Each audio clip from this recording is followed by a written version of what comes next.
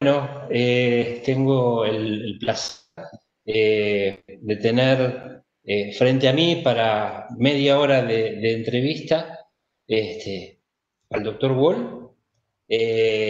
Luis Wall es doctor en ciencias bioquímicas, es investigador del CONICET y es profesor de la Universidad Nacional de Quilmes. Una de las cosas que más me motivan de esta entrevista es la posibilidad de que tengamos no solo a un experto en temas de suelos, sino a un profesional que en los últimos años le ha dedicado una porción de tiempo importante a la divulgación científica. Entonces, la idea de esta entrevista es un poco aprovechar esas capacidades.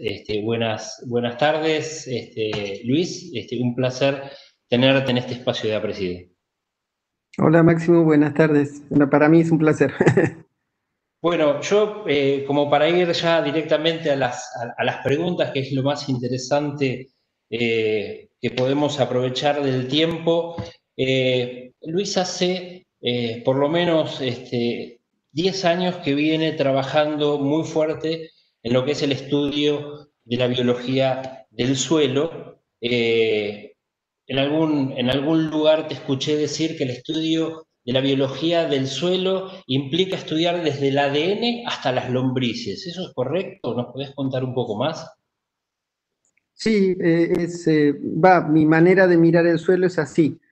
Como anécdota, yo puedo contar que yo no estudiaba el suelo. Yo me formé estudiando interacciones entre bacterias y plantas en una manera muy básica en los sistemas de fijación biológica de nitrógeno.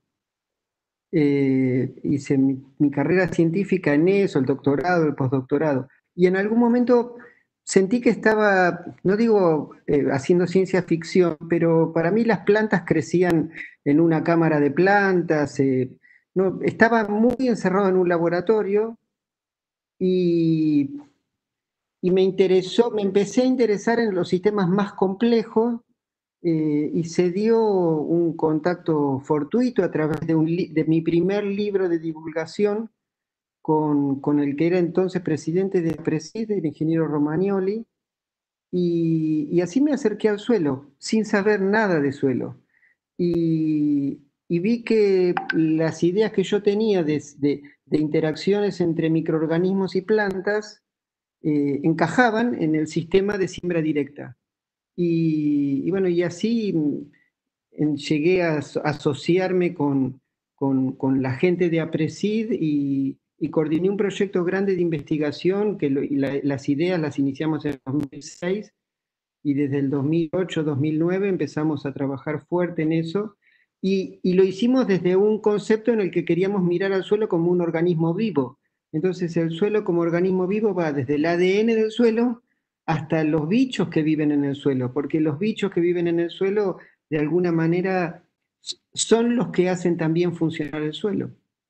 No me puedo imaginar el suelo pensado de otra manera.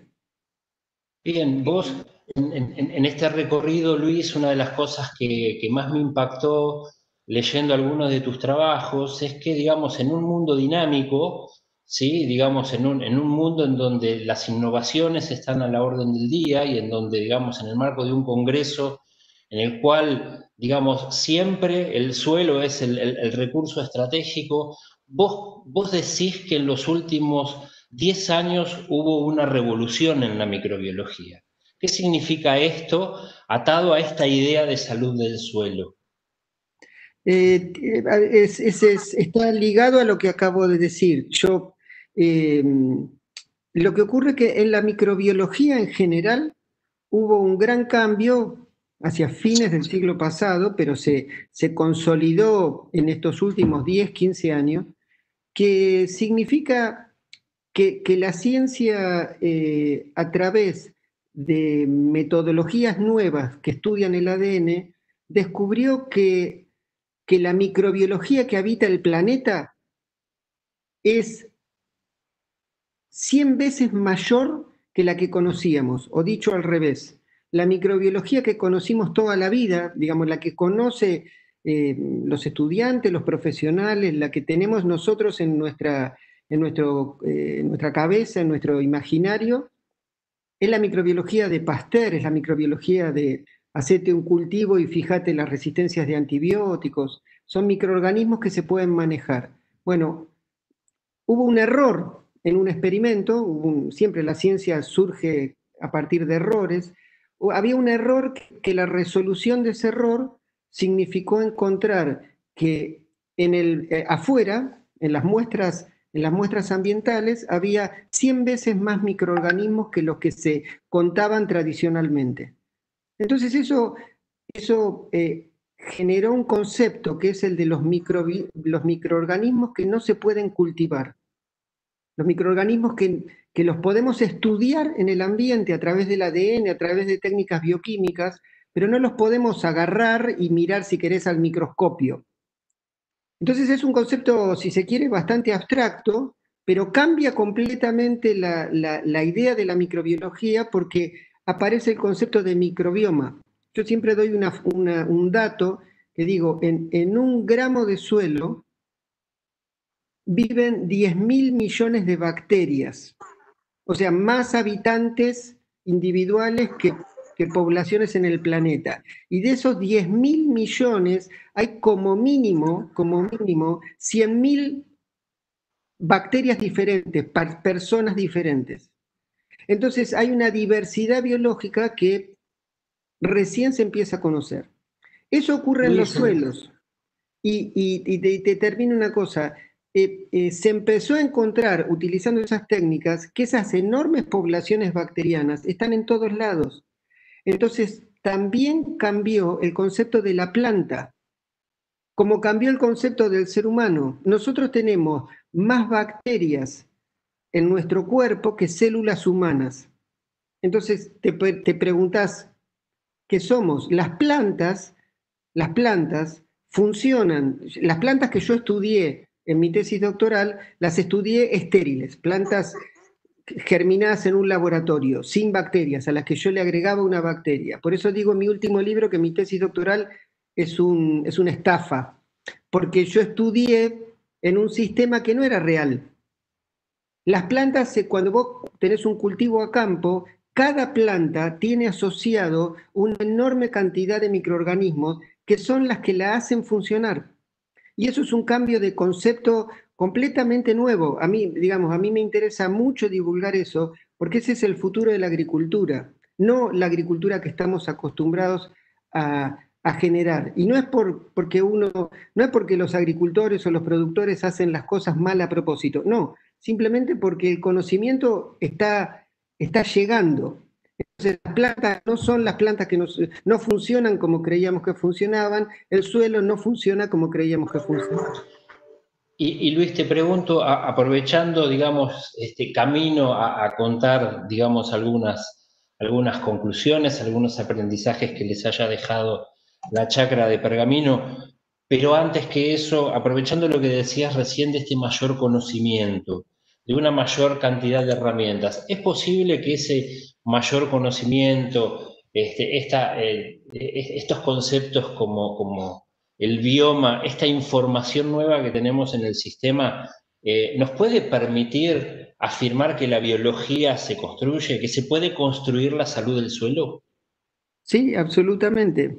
Mira, es un sistema, yo vengo hace tiempo que estoy leyendo otro tipo de literatura, estoy leyendo sociología, pero no porque me interese la sociología en particular, sino porque la microbiología del suelo se maneja, digamos, si uno, ¿qué hace la producción agrícola? Maneja un recurso que es el suelo para generar producción de alimentos o de granos para distintos fines. La producción del cultivo tiene que ver con la fertilidad del suelo, que ya deja de ser fertilidad química, es una fertilidad fundamentalmente biológica, que se expresa también químicamente. El manejo de ese microbioma tan complejo no se puede resolver por insumos, no es que vos podés agregar las bacterias, no, el sistema hay que manejarlo como quien administra recursos en una sociedad. ¿Y sabes quiénes aportan los recursos? Los recursos los aportan las plantas a través de la fotosíntesis. Las plantas son las que generan la energía química que llega al suelo a través de exudados radiculares y las mismas raíces. O sea, lo que le aporta riqueza al suelo son las plantas. Entonces, a través del manejo de los cultivos, por eso es tan importante la rotación de cultivos, porque vos generás recursos diversos. Si vos generás recursos diversos, tenés una población diversa. Y eso hace a la salud del suelo. Y aprovechando que mencionás justamente algo tan importante como es el tema de la rotación, diversificación de cultivos, te pregunto, digamos, con todo este conocimiento, ¿cómo definís vos, digo, más allá de las etiquetas, cómo ensayás una definición de qué es una buena práctica agrícola? Ese es un tema, ¿no? Porque qué es lo bueno y qué es lo malo. Yo creo que hay que utilizar un concepto de lo que está bien, es lo que cumple con el objetivo de la mayor producción. En definitiva, la agricultura busca producir alimentos o materiales para la vida humana, pero a eso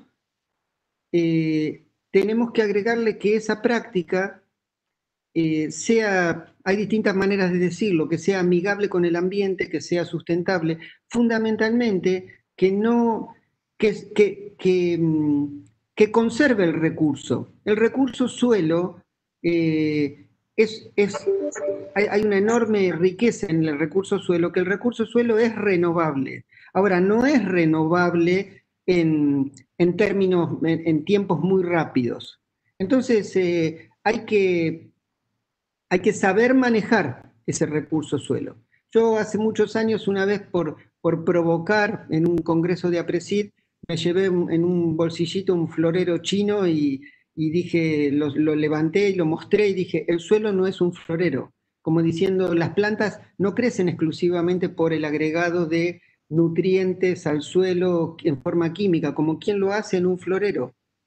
El suelo es un sistema vivo que construye la vida de la planta.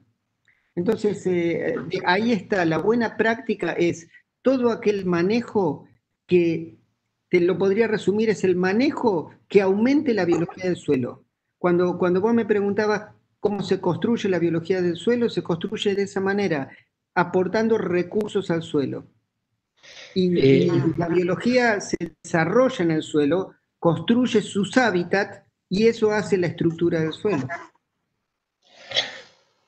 Luis, en función de lo que me contás, ya me empiezo a acercar un poquito más a la experiencia de Pergamino que ustedes tienen. Entonces, sé que uno de los desafíos que tenían en la chacra era justamente ver, trabajar esa posibilidad de decir, bueno, intensificamos manteniendo o incrementando los recursos. ¿Eso es posible? Mira, yo te digo, cuando me invitaron a la Chacra Pergamino, yo pensé que me invitaban al fracaso, digamos, porque los primeros estudios que nosotros hicimos con APRESID acerca de la caracterización biológica de las buenas prácticas agrícolas tuvieron que ver con comparar las rotaciones de cultivo contra el monocultivo.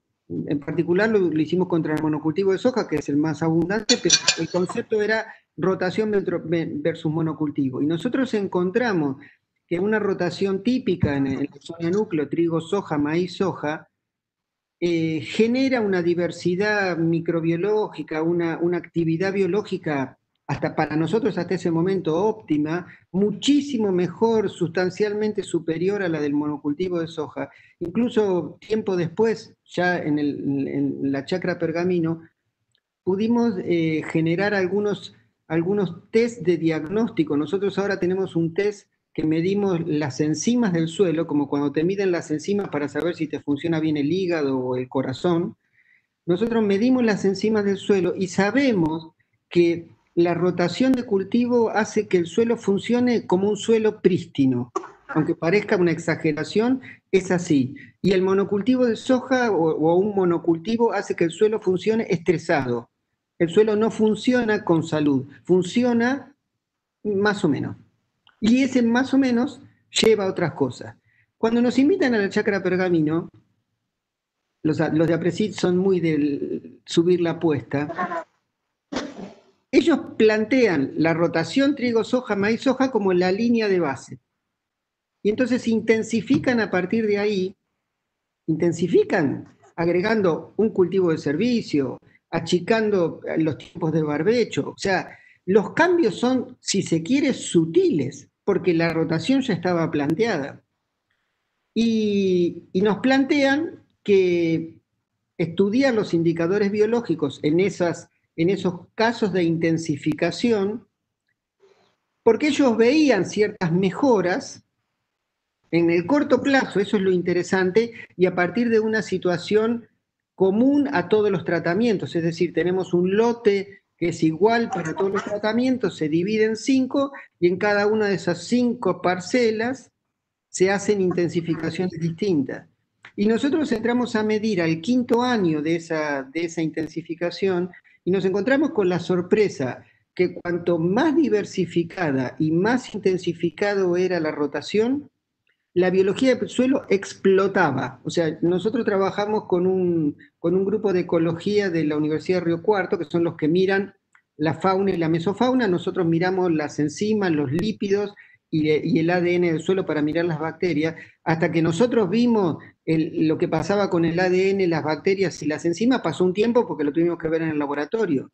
Pero en el campo, a mí me ponían, además de ponerme a sacar fotos, me ponían a separar lombrices en el campo, o separar bichos y hacer lo que se llama el hand sorting, o sea, la separación de que todo lo que camina va a parar al tubito de alcohol, y así determinas la fauna.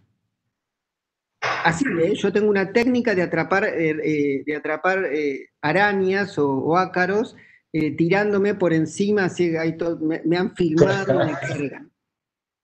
Pero lo que encontramos es que había ciertas rotaciones, que había de todo en el suelo, pero de todo. Era como ir al monte. Entonces ahí Bien. pasaba algo que hasta ahora no lo habíamos visto.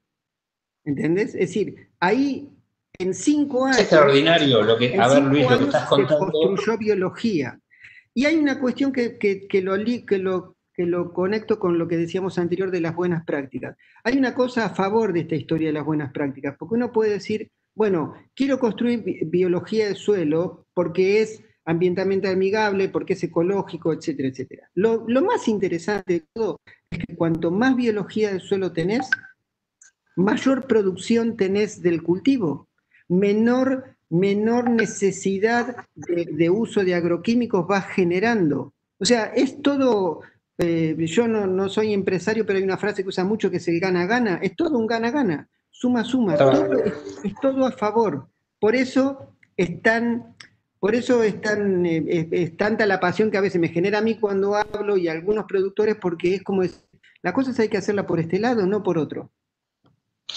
Escucharte la verdad que es extraordinario, Luis. Digo, no solo por el empuje que le pones, sino, digamos, porque estás poniendo un montón de datos que son muy valiosos y especialmente para, digamos, me imagino digamos, la cantidad de técnicos jóvenes que todos los años se acercan al Congreso y me parece extraordinario. A mí me gustaría preguntarte en relación a esto, digamos, específicamente vos hablabas de que, digamos, esto es posible medirlo, el suelo explota. Hablabas de indicadores biológicos. ¿Qué son los indicadores biológicos? ¿O cuáles son? ¿Qué nos podés contar? A ver, indicadores biológicos serían variables biológicas que uno mide que correlacionan con alguna propiedad conocida, productividad, materia orgánica, propiedad física del suelo. Nosotros empezamos a medir muchas variables, tratando de medir toda la biología que se puede cuantificar, y encontramos varias que responden con el tiempo, además los indicadores biológicos se modifican con el manejo mucho antes que los indicadores físicos y químicos del suelo. Entonces, los indicadores biológicos, por ejemplo, la densidad de ácaros, la densidad de lombrices, las actividades enzimáticas del suelo, hay cierta, nosotros estamos trabajando, yo estoy trabajando muy fuerte en caracterizar los lípidos del suelo, porque creo que ahí la posibilidad, tenemos la posibilidad de medir la calidad de la materia orgánica de un suelo. No es lo mismo, digamos, hay un proyecto mundial que dice llevemos los suelos a 4% de carbono. O 4 por mil, ya no me acuerdo, perdón. Pero porque yo soy bioquímico clínico, no manejo suelos. Yo soy un foráneo en este tema. Sí, Pero esos pero lípidos caracterizan. Y entonces ahora tenemos ciertas determinaciones que empezamos a tener valores de referencia o podemos decir que podemos seguir esos valores a lo largo del tiempo, como cuando a uno le siguen por salud unos análisis clínicos y te dicen, bueno, fíjate que estos valores te tienen que subir, te tienen que bajar. Nosotros empezamos a tener los mismos datos que son nuevos para el análisis de la calidad de un suelo, que yo creo que ya deja de ser calidad y es más correcto empezar a hablar de salud del suelo. Luis, y en esto, digo, vos justamente te diferenciás, decís, bueno, yo vengo desde otro, aporto desde otro, desde otra academia, desde otro lugar, pero sin embargo, yo te escucho y detrás de tu palabra encuentro, digamos, casi un alegato de, digamos, volver a la agronomía, volver al manejo, digamos, de la importancia que tiene el manejo. Y te pregunto en relación a lo que ustedes han trabajado en la chacra de Pergamino, digo, si tenés algunos comentarios para hacer en términos de cuáles son, digamos, en función de esas riquezas del suelo, digamos, las mejores combinaciones que han hecho ustedes en lo que tiene que ver con, por ejemplo, todo lo que tiene que ver con cultivos de cobertura, con todo lo que es servicio ambiental, ¿qué han podido encontrar de interesante para compartir? Mira, hay algo interesante en nuestro trabajo con la gente de APRESID y en particular con los de la Regional Pergamino y el proyecto Chacra Pergamino, porque ellos decidieron las rotaciones. Digamos, después nosotros pudimos aportar algunas ideas, pero lo que hicimos nosotros fue, a partir de estos indicadores biológicos y de algunos datos de productividad, decidir cuáles son los mejores manejos. Y lo que encontramos, digamos, es bastante obvio, pero lo interesante es que ahora tenemos datos duros, datos concretos para mostrarlo, y es que cuanto más diversa es la rotación, es decir, cuanto mejor balance hay entre gramíneas y leguminosas, eso funciona mucho mejor. Y eso tiene una explicación muy sencilla, porque las leguminosas son las que aportan nitrógeno al sistema. Entonces hay una cuestión de cómo tiene que entrar el nitrógeno al sistema. Si vos mirás los ensayos de fertilización nitrogenada, que son correctos porque manejan el nitrógeno por reposición, o sea, vos evaluás el nitrógeno que te llevas con la cosecha y agregás como para completar el nitrógeno. Pero ese pool de nitrógeno que se maneja es un nitrógeno inorgánico, un nitrógeno externo.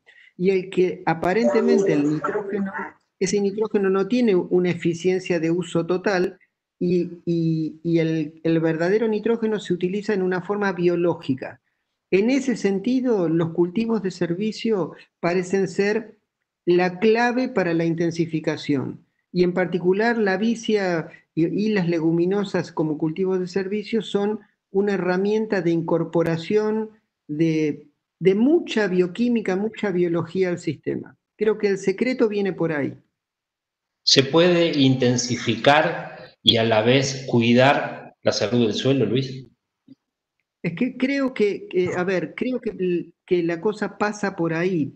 Mira, está sucediendo algo, viste que en este tema de la agricultura en términos ambientales ha pasado a ser como el malo de la película. Es como la agricultura es como el culpable o uno de los culpables del calentamiento global. En parte hay algo de razón en eso, porque la labranza y el manejo con agroquímicos genera la producción de gases de efecto invernadero. Los sistemas en siembra directa se asimilan más a una situación natural. Nosotros tenemos probado eso en términos bioquímicos, microbiológicos. Entonces, la emisión de gases de efecto invernadero debería ser más, eh, más regular, no alterada. Sumado a eso, el, el, el sistema en siembra directa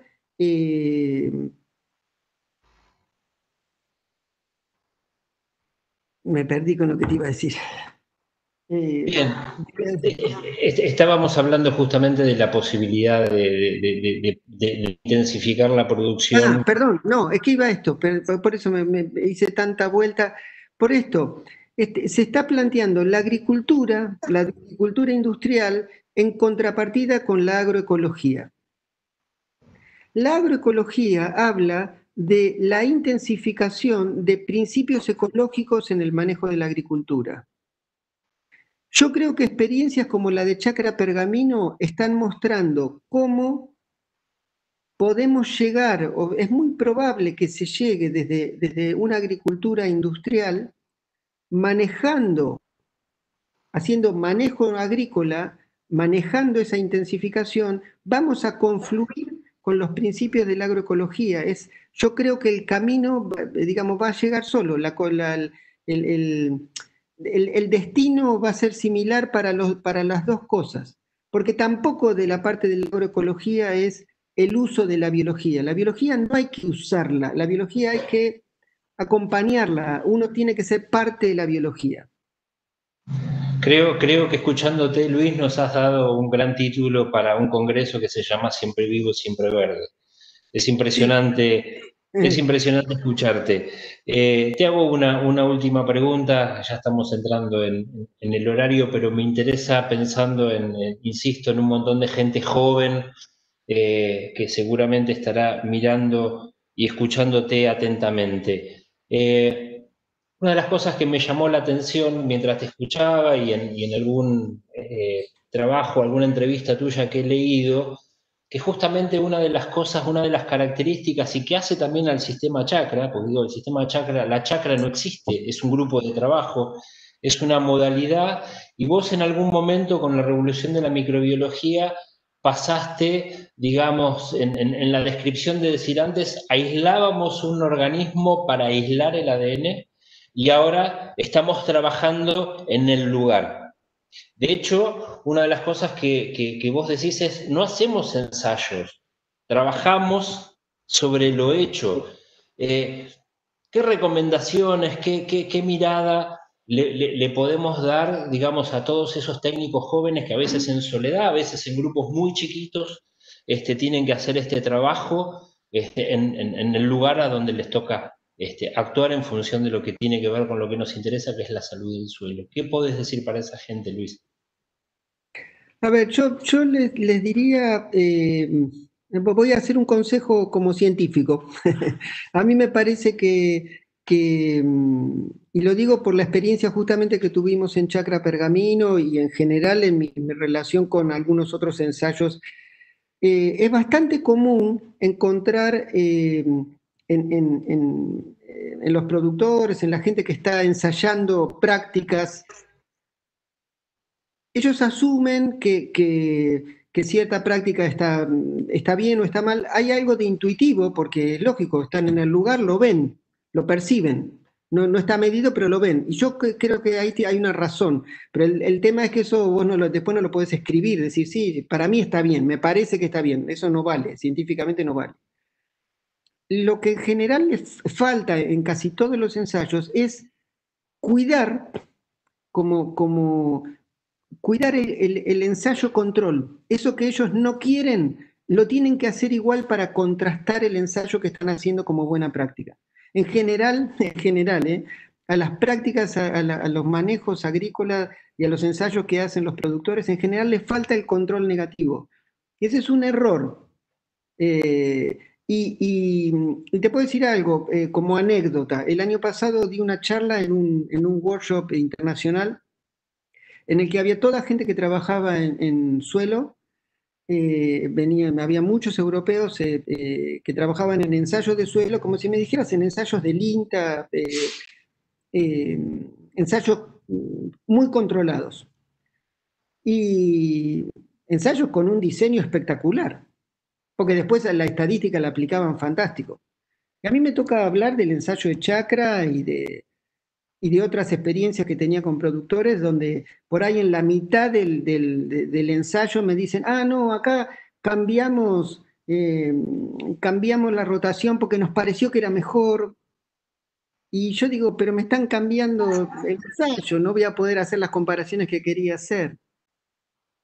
Y sin embargo, a pesar de esas dificultades académicas, llamémoslo así, nosotros logramos sacar datos y sacar conclusiones. Cuando termino la charla, que un poco pedí disculpas de que mis diseños experimentales estaban llenos de errores, se acercó un inglés que trabaja en una estación experimental muy famosa y muy histórica en Inglaterra sobre suelo. Y me dijo, Luis, me dice, cuando pueda, me gustaría que trabajemos juntos. Me dice, porque vos haces ciencia en serio. Me dice, porque vos haces ciencia con las situaciones que son verdaderamente un problema. Y a mí creo que fue de los comentarios que más me alentó, porque lo que para mí era un problema resultó que es un valor, porque nosotros estábamos sacando conocimiento a partir de donde se genera el problema, donde el conocimiento se aplica directamente. O sea, no es que nosotros decimos, ah, el suelo funciona de esta manera porque en nuestro invernáculo y en nuestro lote experimental funciona de esa manera. No, nosotros fuimos a trabajar en campos de producción, con productores, con gente que dice, bueno, no, este año decidimos cambiar y los valores no nos dan para poner este cultivo, pusimos este otro. La anécdota más grande que tengo es el primer ensayo que hicimos con Apresida, año 2009, íbamos a comparar rotación contra monocultivo de soja. Llegamos a muestrear el campo que era de monocultivo de soja. ¿Qué había en el campo? Maíz. Entonces yo lo miro a los responsables de Apresida y les digo, perdón, les digo, pero nosotros tenemos que muestrear, los suelos tienen que ser de monocultivo de soja. Me dice, no, pero este suelo está tan destrozado, dijeron eso, está tan destrozado que el productor decidió ponerle un maíz. Mirá lo que es este maíz, era un desastre. Me dice, no va a pasar nada. Me dice, no lo vas a recuperar con un maíz. Dicho y hecho, el suelo era muy diferente a los otros. Pero para mí fue como decir, todo el trabajo va a ser en vano, porque arrancábamos con un error. Bueno, pero yo aprendí que eso es hacer ciencia digamos, en la vida real, por decirlo de alguna manera. Y que es valioso y que es reconocido.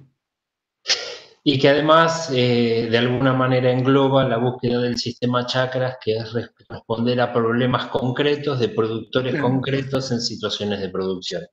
Yo te agradezco en nombre de Apresid mucho por tu participación. Fue un placer muy grande poder escucharte, Luis. Muchísimas gracias. Gracias, Máximo, por la oportunidad.